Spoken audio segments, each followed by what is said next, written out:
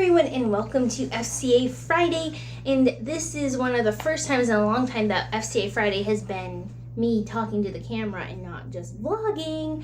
But welcome to the first Halloween video. It is the last Friday of Saturday, and this is the time when a lot of people, there's Halloween parties throughout the month and Halloween activities all through October. So now is the time when you're going to start thinking about, oh, what kind of costumes do I want to do? In this video, I'm going to talk about group costumes. Now, whether this be cosplays or just regular Halloween costumes, I like casual Halloween costumes, I'm going to talk to you about how to achieve group happiness when it comes to group costumes. What you need to do is, group costumes for me are anything with groups of 3 or more people. There are very few things that are going to work out for you that are going to work out with more than 7 people.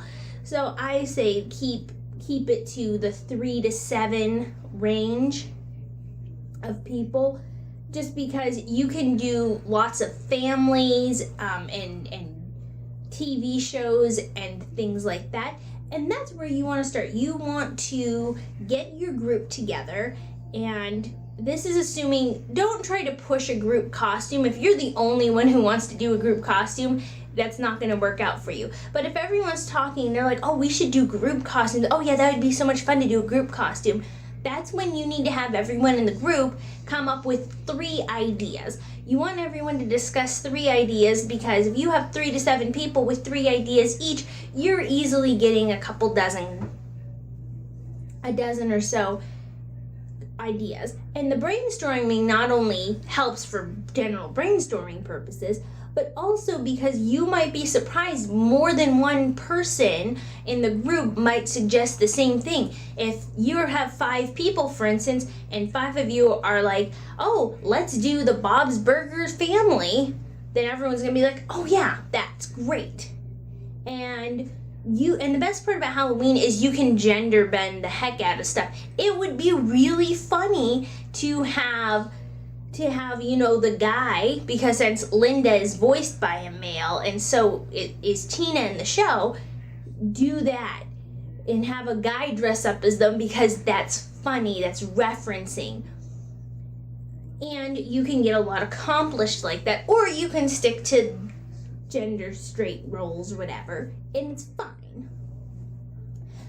But what you don't want to do to achieve group happiness, you do not want to end up with anything that's going to result in some sort of weird competition.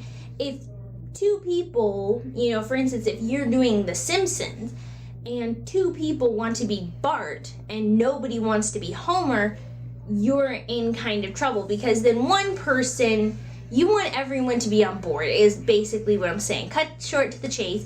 You want everyone on board with the same thing. So if people start arguing, well, I want to be so-and-so, well, I want to be so-and-so too, instead of trying to come up with a compromise where you have 2 of them or something like that, maybe you can come up with one person's the young one and one's the adult version, because there are adult Bartholomews in the show. Something like that could work out, but you don't want people arguing, because that takes the fun out of it. The whole point of Halloween parties and costuming and all of that stuff is to have fun. You don't want it to turn into a chore. You don't want it to turn into like, oh my peaches, I don't even want to talk to you people about this costume, because it starts a fight. If that's the case, drop the whole idea.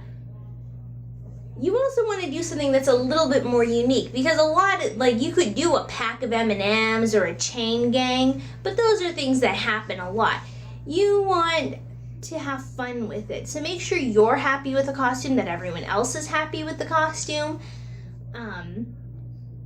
and don't costume shame somebody. You just want to do this because you want to dress inappropriately. Or you just want, if it starts arguments with your boyfriend or your girlfriend, it's just not worth it. Although if they're psychotic and they're telling you that you shouldn't dress up as as Peg from Married with Children, then you need to, or Kelly, you need to drop that person like a rock in the ocean if they're going to be jealous and insane about a costume.